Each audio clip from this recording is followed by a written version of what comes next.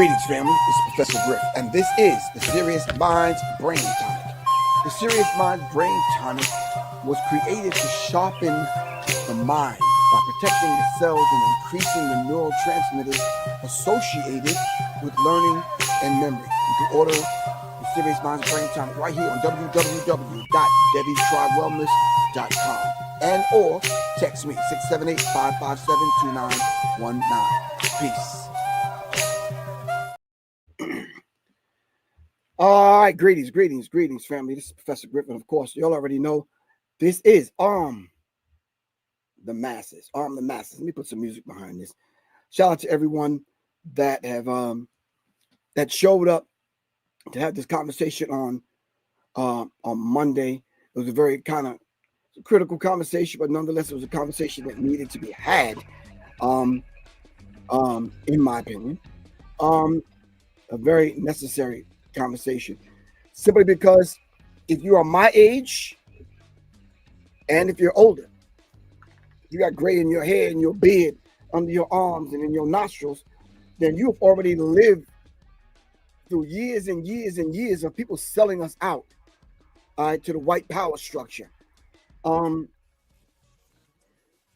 This is not the photographer that took pictures that was the undercover agent. This is not the one that stood in the ranks that gave mouth-to-mouth resuscitation to Malcolm. This is not the one that left the back door open for someone to come through to get assassinated. This is not the one that met in some undisclosed location with the people that wanted to murder unalive Fred Hampton Sr. All right, these are people that's right in our faces, but because they don't think much of black people, and in private and in their personal conversations, they disrespect black people, not thinking that we're anything. So now is the time. I think, I know, and I understand. Now is the time to call all of them out. Because we're not going to stop. All right. If something happens to Professor Griff, someone's going to come behind me and take this information and move it forward. So I want to thank everyone for coming on Monday and giving me your feedback. All right. It was really critical. And of course, we in the chat, in the comments, there's just some Negroes that just don't want to believe it. That don't want to believe that someone like Chuck D from Public Enemy, all that we've said and done, all the work that we put in to raise the consciousness level of our people into the mind of God. Every time we've sat with the Honorable Minister Louis Farrakhan, every time an FOI or the New Black Panther Party put their life on the line to protect us. All of the students that were in leadership position on college campuses that wanted to get us on the college campus to get in front of young people so that we can do the show and talk to young people. You mean to tell me you would go and sacrifice everything that they've done, all of their work, so you could snuggle up next to a white woman and get on the Breakfast Club and start talking about hip-hop is no longer a weapon for revolution or liberation? Now we have to start questioning, where does your loyalty lie? Now we have to start questioning all of your moves. So now then we got to go back. And we got to question all of your moves. So I'm going to do a check-in. I got some guests coming up that want to come on, but I want to do a check-in. Where are you checking in from?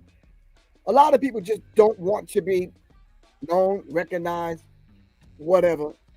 That's a beautiful thing.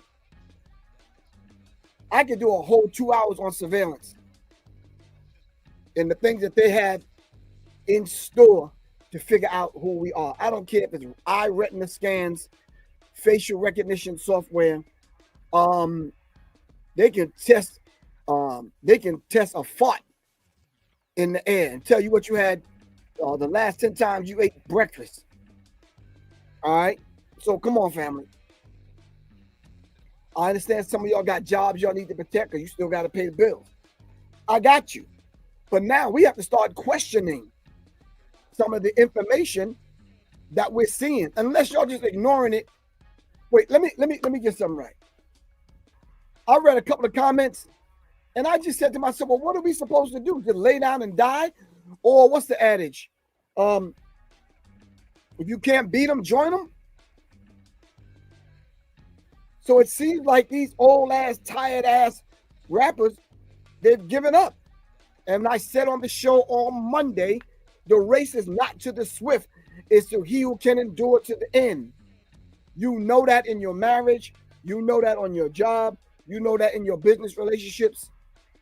The race is not to the swift. You don't go a couple of months or a couple of years in a marriage and say you made it. No. So shame on those individuals that left those disparaging comments.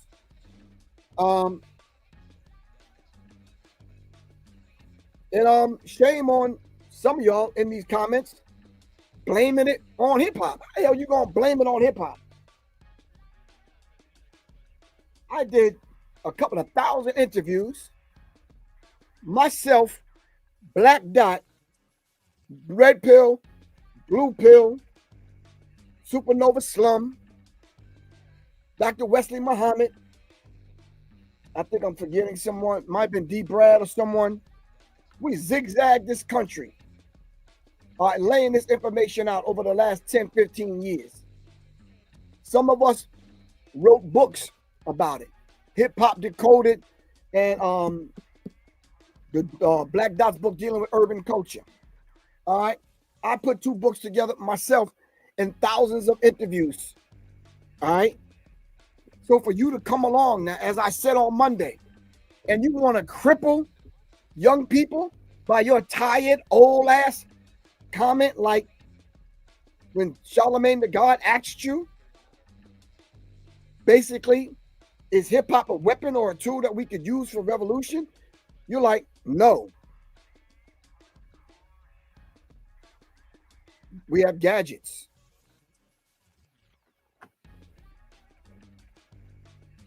Wow.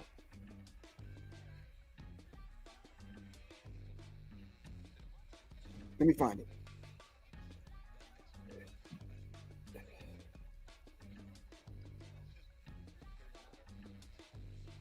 Hold on. Everybody got a gadget. Is hip hop still the best weapon for revolution? No. Everybody got a gadget. From your grandmother to the child being born. Something better come through that. We don't know what that is. Remember I said hip hop was covert. Oh, nigga, we do know what that is. Something better come through the gadget. As I said in my comment under the clip, if you have outlived your usefulness, then say that. But don't cripple the next generation with your tired ass view of the revolution. Neither one of you have been in this sonic revolution in a long time. Be honest with me, fam. Hold on. Be honest with me. Up until a few months ago, how many of y'all really knew who Ibrahim Traore was? Raise your hand. Seriously, be honest though.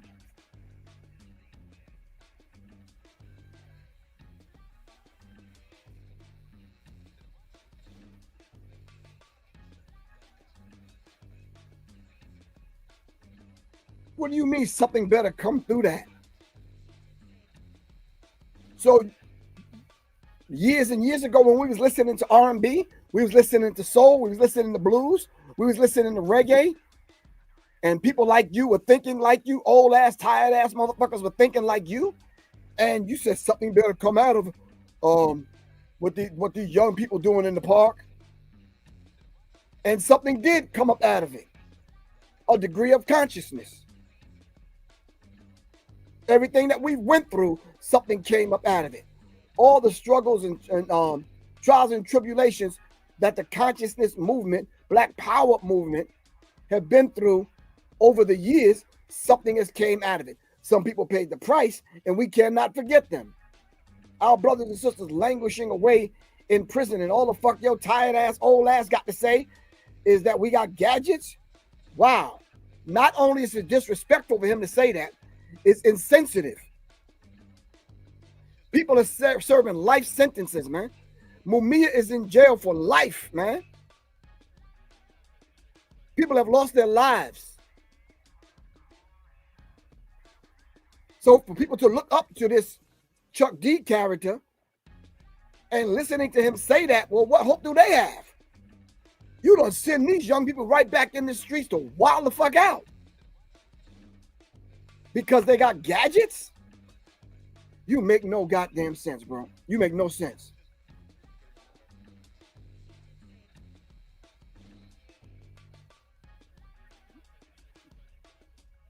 Someone said, we didn't know Ibrahim Traore up until a minute ago. But you didn't see it coming now, did you? And because of the gadgets, now we know Ibrahim Traore and what is he setting in motion in all of the Sahel states or countries, pardon me. All right?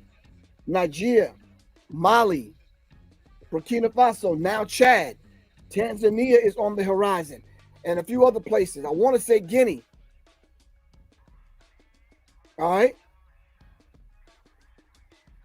But we don't need tired ass Negroes like this. Him and his sidekick Flunky. We don't need that right now. What we need is a mind revolution, something that we set in motion years and years and years ago.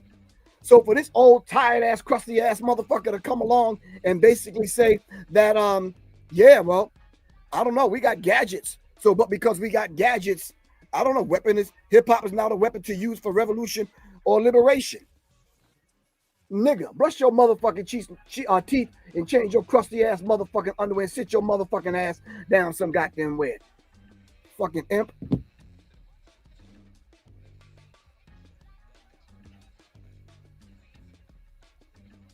And then, let me see.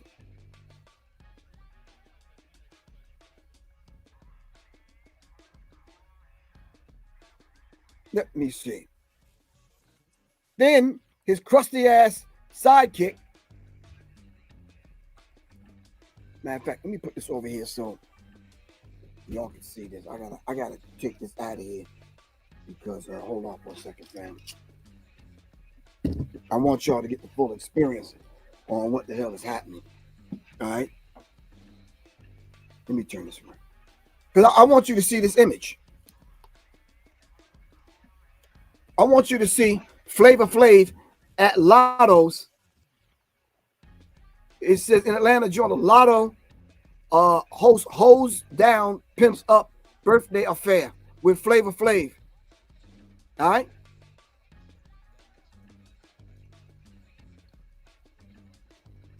Flavor Flav came dressed as a pimp. Flavor Flav came dressed as a pimp. We talking about from Public Enemy to digital pimping. Wow, bro. So you a pimp now, Flavor? From Public Enemy to this? Come on, family.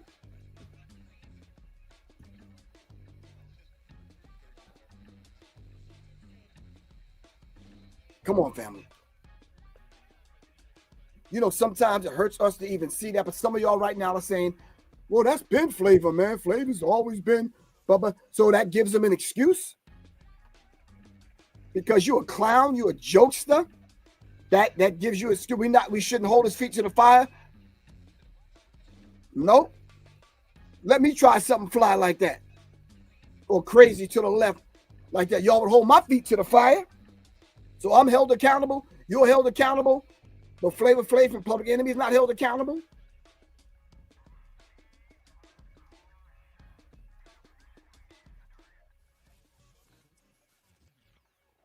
Come on, man. I think that's truly, truly sad. It really, really, really, really is. So some people, but because I don't know how should I say it? We still operating, trying to understand 140 characters that's supposed to define aspects of our life. Can't get past Twitter. This dude comes on and he uses slick terminology. Screenagers. Okay. And so what are you saying? It says Chuck D explains why hip hop is no longer a tool for revolution.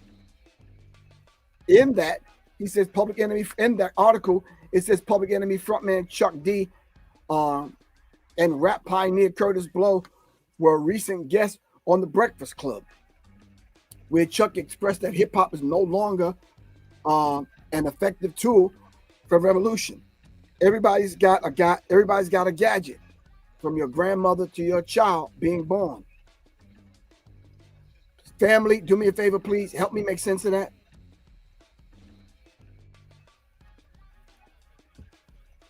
Help me make sense of that, family.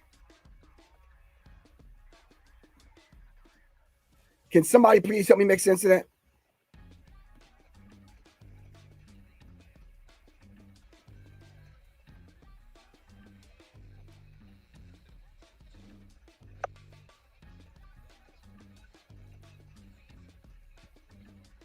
Help me make sense of that.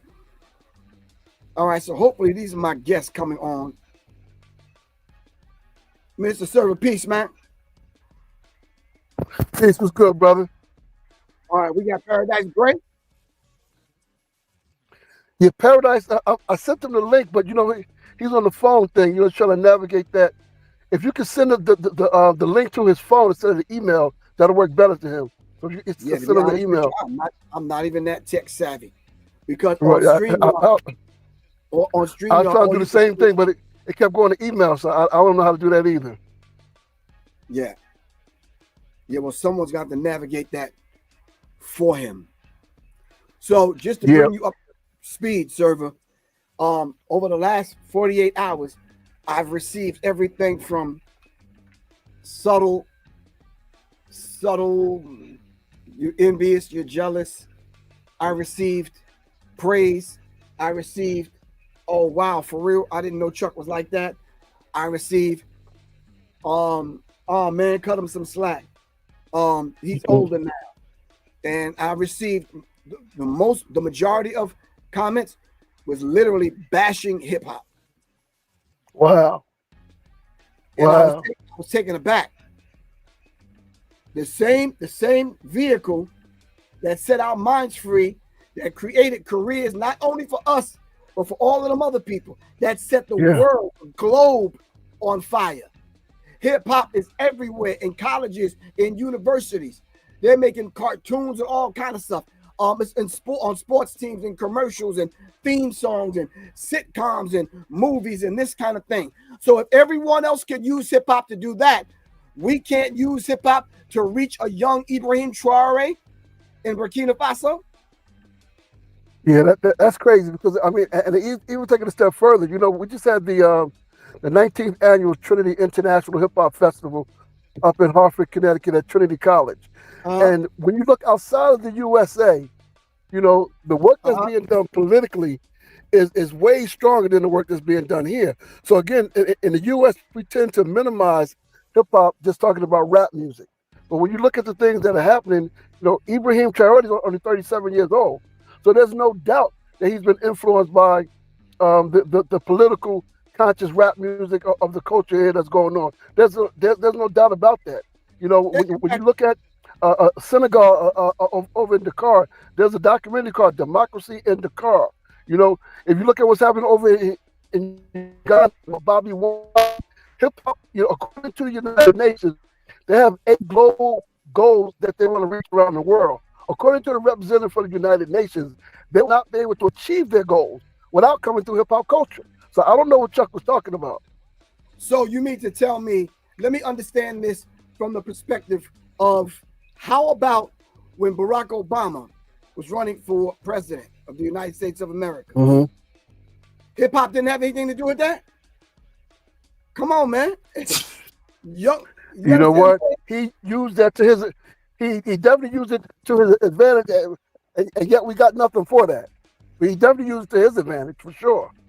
Every year, rappers and hip hop heads are invited to be a part of the political machine, whether it's Democrat or Republican. I always say it's just two wings of the same damn bird. But if you can remember, now help me out with this, bro. Right. I'm gonna need your help with this. Chuck D, I'm not sure what year it was, invited Bernie Sanders to come on stage, and all of them sang, they had a kumbaya moment and sang "Fight the Power." All right. Now, what was that about? Public Enemy ain't never been political like that. We never took sides. We always educated our people. But now all of a sudden, you get a job at the State Department. They've been working on you, and now they're paying you. You on the salary. You on the payroll, working for the White House. Now all of a sudden, Bernie Sanders is on your radar. Bernie Sanders is on stage. No grift. All right? No militant talk. No revolutionary talk. But white-ass Bernie Sanders came with an agenda. And you singing Fight the Power, and at the same time, Flavor protested it, and they kicked Flavor out of the group with a signed letter. Terminator X gone. Professor Griff gone. Now you kick Flavor out, you bring Bernie Sanders in, and you got a kumbaya moment singing Fight the Power. Then Flavor turns around and responds and tries to open up a chicken joint. You heard what I said. I didn't stutter. Fucking chicken joint. And guess what the theme song was? Bite the Foul. What? Bite the Foul. But go look it up. Wow. Wow. I did not know that. That's crazy. At all of the restaurants you can open up, yo dumbass open up a fucking chicken joint. Wow. Have we not learned anything? You know, I think, one of the things that we have to deal with, I always talk about us as the elders. And I think we have to take our place as the elders. And sometimes people are going to agree, people are going to disagree. But if we're standing on truth and we stand on principles, it's not about being popular. I tell you in Paradise all the time, it's like you all have to deal with it from a different lens because of the entertainment side. Whereas though me, I don't have anything to gain from this except using this as a tool to enrich myself, my children, and my children's children and community. You know what I'm saying? This is not a play thing for me. I tell people I didn't ask for the national or international spotlight. According to KRS, God told him this, that, and the other, and that's how I got involved with it. So I stay true on the spiritual, cultural, educational, political side of hip hop. And I'm not trying to be popular. I'm trying to save my babies. Wow, man. That's a very critical point. You trying to save your babies, and obviously hip hop can do that. So then you remember this? You remember when Flav sang the national anthem? We go from Fight the Power. We go from Fight the Power to you putting your hand over your heart, singing the fucking national nigga. What the fuck? Treat last night. But Flav been out for a long time, man. They got a big treat last night because Flavor Flav sang the national anthem at the Milwaukee Bucks versus the Atlanta Hawks game. Now I'm gonna say this: Flavor Flav didn't rap; he sang. I'm gonna say it one more time. Flavor Flav, he did not rap; he sang. And bless Flav's heart. Take a look. The birds staying there gave proof to the night. Laughing, yo. And they're not laughing with him.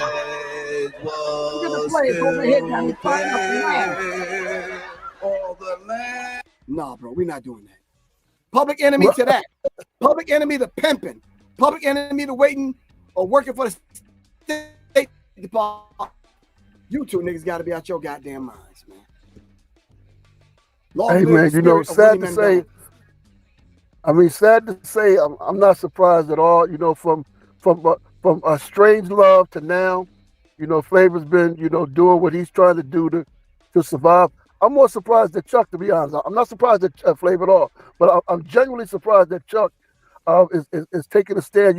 He's been moving more centrist for a long time, but now he seems to be on the right side. Like he seems to be on the, you know, the right side of the barricade as far as politically.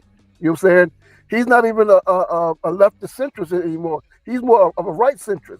So, you know, again, this is not about personalities. This is really about the culture. And I know sometimes, you know, people think because of the personalities, you know, they kind of get caught up in who they like and who they don't like. Well, I keep emphasizing each other accountable on principle. It can't be personal. It has to be principle based.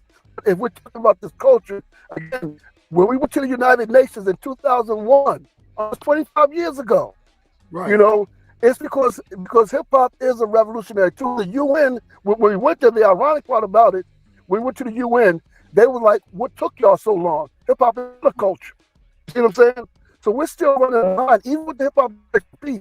A lot of people that are on the post, you know, the Tuckers on the poster, if they don't take those principles seriously enough, then we end up falling into just the entertainment realm, and we know the corporations control the entertainment for the most part. So we got to be principled and stand up to even our brothers and sisters. And again, if we're criticizing anyone in a critical way, it's again to better the culture. And all of us are open. I tell people all the time, if you hear me say something that's wrong or out of order, call me to account.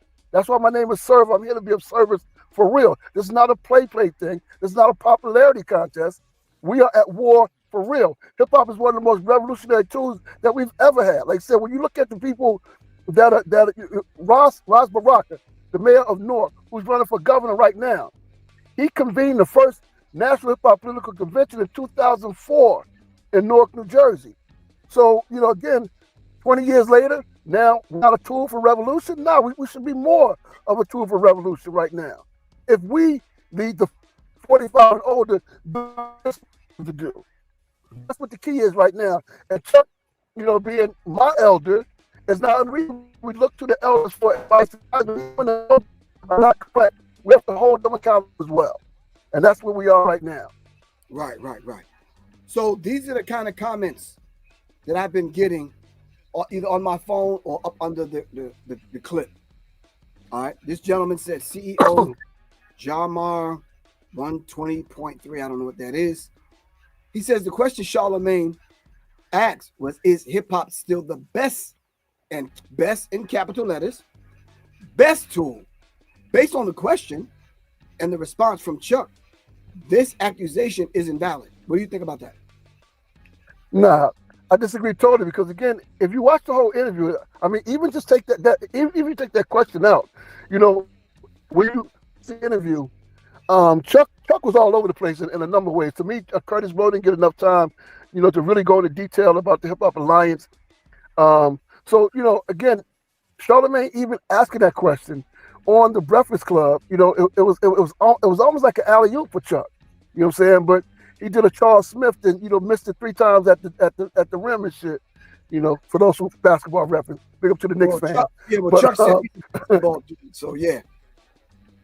Yeah, so you know, again, and I would have liked, you know, Charlemagne, you know, they don't ask enough follow-up questions in detail. Again, they more of a gossip kind of show that they don't really get into the details. So they're only there for the real, you know, sensational type of thing. But I'm waiting for the next conversation with Chuck and Kurtis and KRS and all of us that are, you know, sincerely interested in using this hip hop culture to not only further ourselves, but again, for me, it's really about our children and our children's children. Most of us can say that hip hop saved and the whole nine. And yet, if we're not setting up the next generation for that, the artists, you know, the practitioners, you know, the politicians, the teachers, if we're not showing them through real life experiences and principles how hip hop is a revolutionary tool, then that's where the conversation should begin, or continue, I should say, because the conversation has been on for the last 20 some odd years. Okay, let's just say that was the question. Let's just say we overlooked the fact that, is it the best tool? So then if Charlemagne the God asked the question, is hip hop the best tool? Based on the response Chuck gave, this person is saying Chuck might have been right. So then if hip hop is not the best tool, let me ask this individual something, and let me ask the audience something. What is the best tool? Exactly. What is the best tool? I mean, especially again, if you talk about hip hop beyond entertainment, what other like there's no way that all of humanity is a part of this movement that we call hip hop without being revolutionary. Just in itself, that all of humanity is, according to the United Nations, this is not my opinion, according to the United Nations, everywhere the human beings on the planet Earth, they're practicing some form of hip hop culture because it gives them a chance of self-expression outside of any systems that they're being a part of. They can sidestep those systems through this culture. This is according to the United Nations. So how can it not be revolutionary? Right, exactly. So according to that individual, Chuck never really answered the question because he took a sip of water and was basically like, we have gadgets. So I want to ask this character that sent that message, like, what does that mean? We have gadgets. Explain that. Explain that. So if what you're saying, we're saying, is not really founded, because I saw the entire interview, and it's like they gave nothing. They gave nothing to young people. No hope, no inspiration, no encouragement, nothing. You understand what I'm saying? Well, but even if he was talking about the gadgets, he has an online radio station. So you need the gadgets for that as well. So again, I'm just not really clear of what he meant by we have gadgets. I'm just that just threw me off. I don't know what he meant by that. Yeah, I think he talks in code, and I think he talks in code because he worked for them people. I'm gonna be honest with you, I couldn't get through 10 minutes of that and understand what he was saying. Maybe it's me. Maybe I'm not intelligent enough. Maybe I'm too close to the situation. But can somebody tell me what the fuck he was talking about? What? Give me one thing that made sense. Yeah, I would like to hear that as well. I would like to hear that as well. You know, and I was talking to Paradise because you know, for those that don't know, me, Griff, and Paradise are actively, the God Squad, three the God way, because of the entity that we represent. And it's really interesting when you talk about, Public Enemy, Boogie Down Productions, X Clan, Triple Hip Hop, those type of entities that, again, those entities are supposed to exist beyond personalities. It's not about any of our personalities. It's about, like we talked about before, Public Enemy talking about 5,000 leaders around the world. X started with a black. The pop came out of the stop violence movement. So all these are movements that are beyond personalities that people see. And that was one of the reasons why I started working with KRS, because we have somebody that's not a celebrity, myself, that can help to lead the movement, because most of the people that are involved in hip hop are not entertainers. They're not celebrities. They're regular brothers and sisters trying to find ways to improve their lives. And that's what hip hop gives us. It gives us an opportunity to recreate ourselves in the spirit of Kuji Chagalia, self-determination. So we're taking the things that we already have that have been there, and we're remixing those to benefit ourselves and our children, our children's children. As the hip hop declaration is about the foundation of love, awareness, wealth, peace, and prosperity for ourselves and our children's children forever. That's what those principles are for. So anybody that's not talking in that, you're pretty much speaking the line of the corporations who all they want to do is exploit and take. They're not adding anything to us. They're taking. What are they adding to us in our lives? Particularly when we talk about our young people, the way that they weaponize rap music and aimed it against them. If we as the elders that know better don't, at the very least, offer a different narrative, then what hip hop was, what it is, and what it will be determined by our enemies in the corporation. And we ain't going out like that. Right, exactly. So if we were to look at all of the international and global MCs, you've met some, I've met some. Hip hop is in several languages now, right? Hip hop is in books now. Hip hop is in curriculum now. So you mean to tell me to hear a young Palestinian speaking on what he's going through over them turning over a garbage can and beating on the bottom of a garbage can so he can spit lyrics over it through his gadget to the rest of the world, That's not revolution.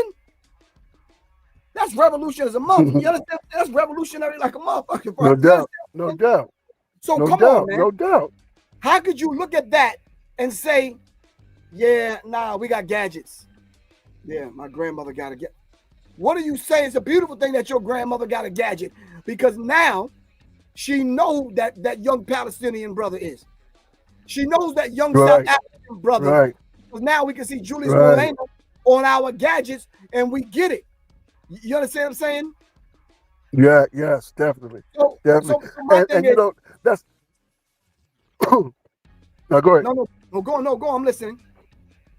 No, you know, and you know that's an excellent point that you make, because hip hop is multi-generational at this point. You know, being the dopest hip hop grandpop, I represent the grandpops in hip hop. You know, so we got grandmoms and grandpops in hip hop, and again, you know, we're learning things as well through these gadgets. You know what I'm saying? You know, a lot of the people that are older, if it wasn't for, you know, social media things, they wouldn't be things that are going on. So again, I'm just not clear what Chuck meant when he said we got gadgets. I'm just perplexed by that statement. The gadgets can be used as a tool for revolution for sure.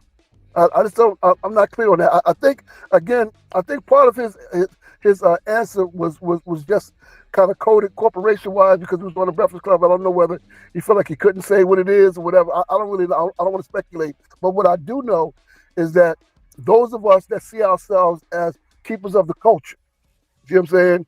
Keepers of the culture. That's who we are. Keepers of the culture. And anyone that disagrees, we can have a conversation about that. You know what I'm saying? Because I think collectively we've done enough work that we can earn that ride with those titles of keepers of the culture. You and Paradise, myself, and many others, Black Dot, as you say, you know, there are many others that are out doing this work, because it really has saved our lives. It really has transformed our lives. And at the very least, we want our next generations to have an opportunity to be empowered through this culture as well. And no adult should ever take that away from our young people, because the energy of hip hop culture is always going to be youth oriented, which is what our enemy are aiming at us old dudes. They're aiming at our children, our children's children. They could care less about us. Right. So my thing is, if I had a conversation, a brief conversation with a young woman, I think she was she may have been Iran, Iran, and she was living in a different part of America. She didn't want to say yada yada yada, and she was going on to say her traditional songs that's in the culture that she grew up in will not afford her the freedom to speak up and speak out, because those songs cannot be changed. They're traditional songs. Hip hop allowed her the freedom to express herself and even include tones and frequency and vibrations from her culture.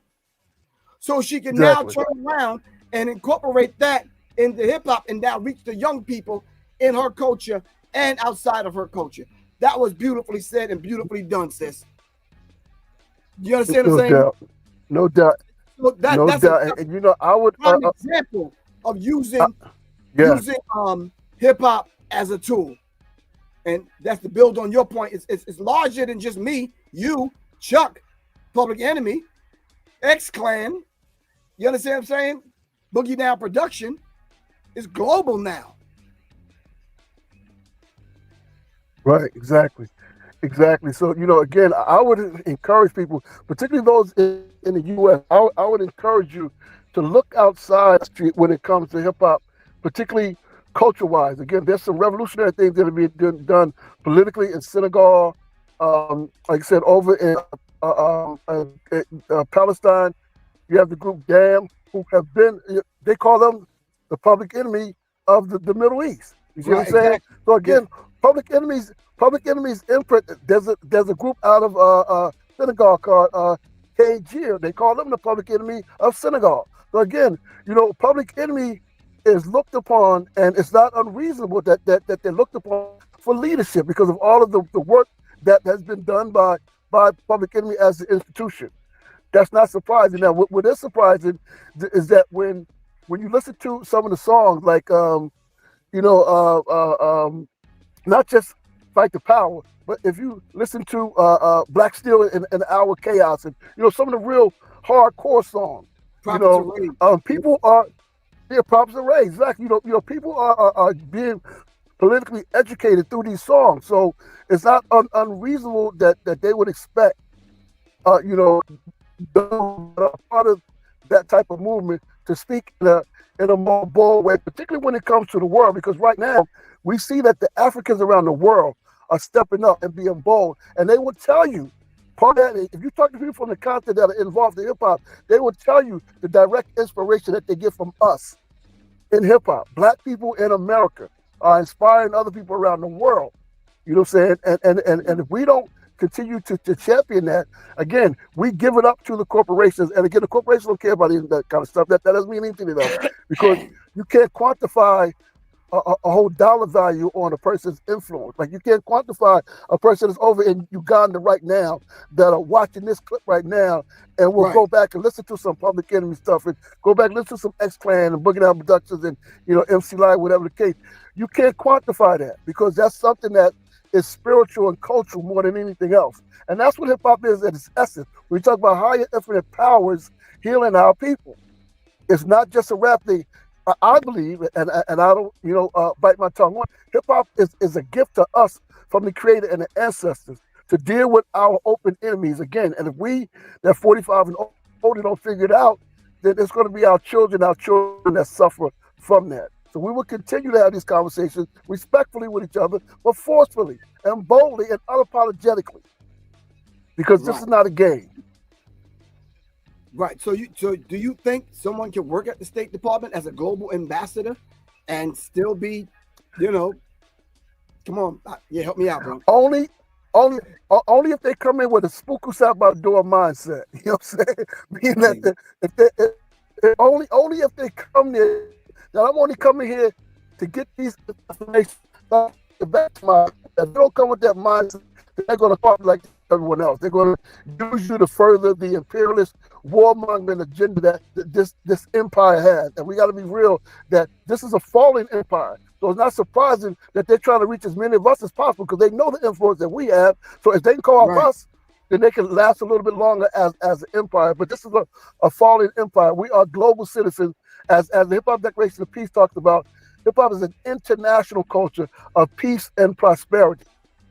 That's according to the United Nations. And again, if we don't believe that, then people can believe whatever we want. But we got principles, we got documents that we can further ourselves beyond entertainment, beyond personalities. Again, principles over personality. I'm gonna keep emphasizing that. I know people tired of hearing me say that, but you better get used to it, because I'm gonna be hammering that forever. Principles over personality. Word up. Right.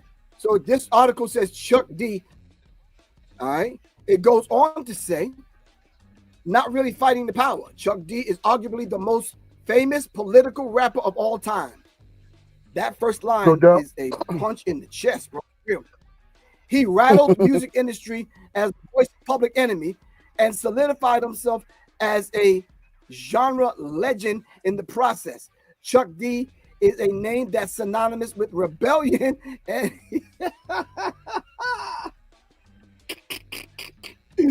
let me stop laughing. Let me finish this. Individuality, which is why his recent decision has drawn so much criticism. The rapper partnered with the State Department and President Joe Biden to serve as a global music ambassador. It's a title that sounds good on paper, but setting off alarm bells for hip hop fans. Well, what are you going to do, Chuck? He's basically going to go and set up this front organization for the CIA to come in to cut the knees out from under young revolutionary radicals and rebels in foreign countries on a global scale. You're selling our people out and young people out throughout the globe, man. You understand what I'm saying? Yeah, so that's like icon, the Africana hip hop type shit. Exactly. He is now the Michael Langley. You understand what I'm saying? He's trying to bridge cultural divides and inspiring positive change has been a part of my life's work, he said, he claimed. And it's a responsibility I don't take lightly. Being a global music ambassador is an opportunity to use my voice and music to inspire everyone, nigga. So if you're going to use your voice and your music, how the fuck are you telling young people we can't use hip hop as a revolutionary tool? Man, sit your ass down, bro. Sit your old tired ass down. That's all the fuck I gotta say. Yeah, come on, man. Man, listen, man. I'm you know, I wish Paradise could have gotten that. He's in New York at the college, you know, so some technical issues. But Paradise had a whole conversation, and he sounded just like you. You know what I'm saying? He's really not happy that Chuck would say something like, young, we know work that we do is not about us anymore. We've had years to be in this culture, and like a lot of us have benefited from this culture. So it's those of us that see ourselves as leaders. It's always about the next generation. So again, Paradise, even though he wasn't able to come on a date, speaking for not only for himself but as a chief curator for the Hip Hop Museum, as a One Hood out of Pittsburgh, Black Watch, he works with a number of different organizations that are revolutionary in nature. So he was like, what the fuck Chuck mean by that? And I was like, that's the same thing Griff was talking about. We don't understand why Chuck would even go on Breakfast Club of all places, where again, their audience is like 35 and under, if I'm not mistaken, most of their biggest audience. So these are young people that, if they haven't had people that can tell them the difference between rap music genre or hip hop music as a genre and hip hop music as a culture, then that's what we're supposed to, at the very least, give them the information. They're going to do what they do with the information. But again, if we don't talk to them from the cultural lens, then all they hear about hip hop is from the corporation end. And all they will hear about is rap music, which, while if you go back to the Hip Hop 50, most of the things that you saw on television, at least, were dealing with rap music. Now, you have places like Atlanta that did a lot of things that were beyond rap. But a lot of places that in the mainstream, they really focus on rap music, and rap hasn't even been around for 50 years yet. So that's a whole nother conversation, Right, so let me say this as we get out of here. So let's just pause for a second. If we don't use hip hop as a revolutionary tool, right, through the gadgets, what are we supposed to do? Daniel, can you do me a favor? Oh man, no, I'm freezing, bro. Yeah. What are we supposed to use it for? Great question. Great question. I would love Chuck to answer that question. And I'm sure some of Chuck's people are seeing some of the comments. So hopefully you'll answer some of these questions that he don't take it personal, that he's too upset to answer the question or whatever the case is. But these are real questions that deserve to be answered publicly, not behind the curtain. Now, we have a lot of conversations behind the curtain, but this is a public conversation. That's why I came on yesterday, Monday, and today, because these are public conversations. I normally do a lot of things behind the scenes, but sometimes we have to pop out and show them, as my man Kendrick said. You know what I'm saying? Sometimes we got to pop out. You know what I mean? Right, exactly. So for sure. All right, until we circle around again and get Wise Intelligent on here, get yeah, we definitely Wise on here. Get Stickman on here. Get all of these people on here that fought Blair and established conscious thing. You understand? Find Sister Soldier wherever she at. Now Ruby Ceylon, Soleil, Rock, whoever else we gotta find. You understand what I'm saying? Because this conversation needs to be happening. All right. Yeah, and you're big up to the people that have reached out to me to get a copy of the Hip Hop Declaration of Peace. Again, you can reach me at ministerserver@gmail.com. I will send you the poster copy of the original poster of the Hip Hop Declaration of Peace, along with the PDF. We have it in 10 different languages. We are international culture. If you're hip hop beyond, me up. That's my lane. Hip hop beyond entertainment. You see what I'm saying? Oh, okay. So listen, can you hold on for a second? I got something to do that I want you to see. Is that cool? Yes, sir. Is that all right? Hold on. Hold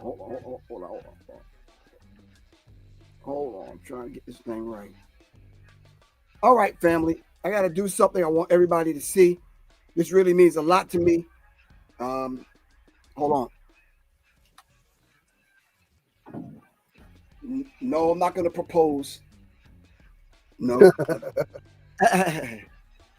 All right. So I'm one of those kind of individuals, security minded and that kind of thing. I need everybody to just chill for a second. Just press the pause button. So I'm one of those kind of security minded individuals, right? So we set up, me and my wife set up this thing where we know what mail is coming to us and who's it coming for. We don't want no packages. We don't want no, because I don't know what them people are going to send. You understand what I'm saying? But there's a package that came through, right? So the package that came through, I didn't know what it was. So, you know, me, I take my knife out, yada, yada, yada, whoop, whoop, I'm cutting it open, right? I open it up, and this is what was in it. It was a black box. And on the black box, right, it says The Hero's Journey, limited edition. I need y'all to pay attention real quick. So when I opened it, it did this. All right. Peace, Professor Griff, my brother, and I mean that. I don't just say that. You are my brother, and you were the first one to come and recognize my body of work and put me in front of audiences because my message needed to be heard. And I want to say I will never, ever forget that. I will never forget you taking pay cuts to make sure I had some money in my pocket. I will never forget you blocking people off who wanted to knock my block off for some of the things that I was saying and all the protection you provided. You are a beautiful soul. And when people really get to know who you are, it is an amazing thing and it's an amazing treat.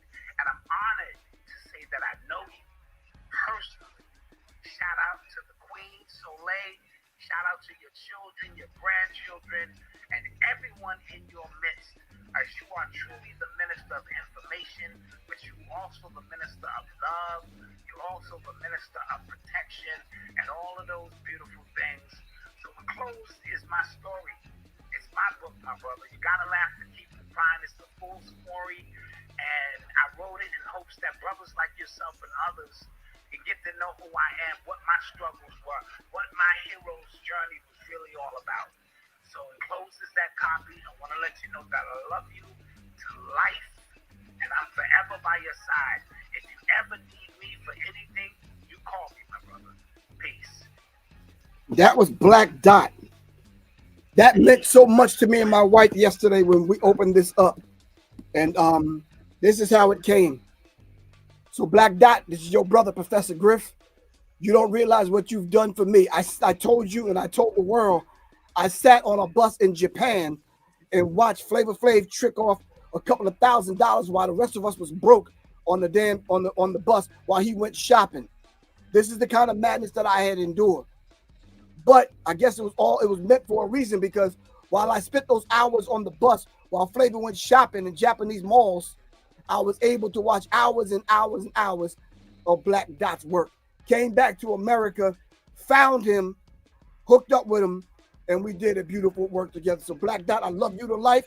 As always, I'm going to read your book line for line, word for word, line for line.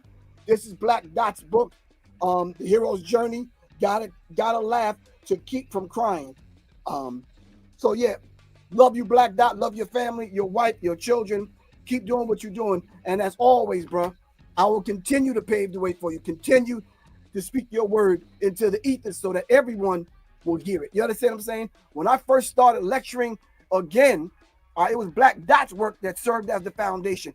I would not have had these two books if it wasn't for Black Dot. Especially this one, The Psychological Covert War on Hip Hop. Watching Black Dot and seeing what Black Dot did for the culture. You understand what I'm saying? So I love you, good bro.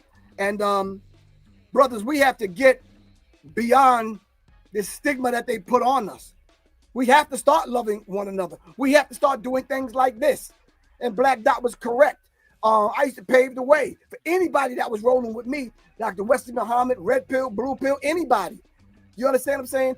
But Black Dot was one of those individuals. I said, look, let's go. Let's zigzag, crisscross this country and put this information out here about hip hop. So I love you to life, good bro. And thank you very much for the gift. And I am going to read your book. Thank you, server, for holding on, bro. That means a lot to me, man. For real. All right. Thank you, everybody that stayed on to hear that, to see that from our good brother Black Dot. Make sure y'all look up his book. All right. And make sure y'all support the brother. Really appreciate y'all. All right. That's the kind of stuff to bring you to tears, man, for real. To know that, you know, we're doing a work that really impacts people's lives. Can you imagine the people that we don't know that hip hop has impacted their lives,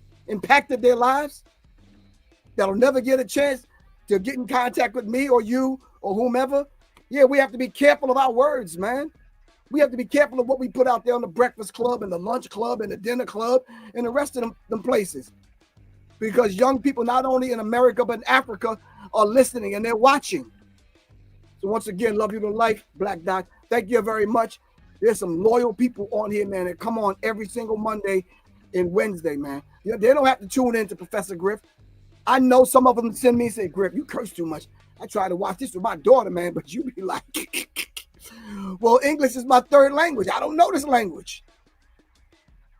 You understand what I'm saying? Universe speaks in frequency, not English. And then prior to that, after that, then my original tongue coming out of the continent, our Kabulan. You understand what I'm saying? That was my second language. And my third language, after they dragged me and my people to America to meet some of my other people who are already here, they beat my language out of me. So stop playing. Fuck the English language. Anyway, this Professor Griff. Any last words, server? All right. Servers in silence. Anyway, I love you all to life. This is Professor Griff. I got to get out of here. Love you to life, Black Dot. All right, peace, y'all.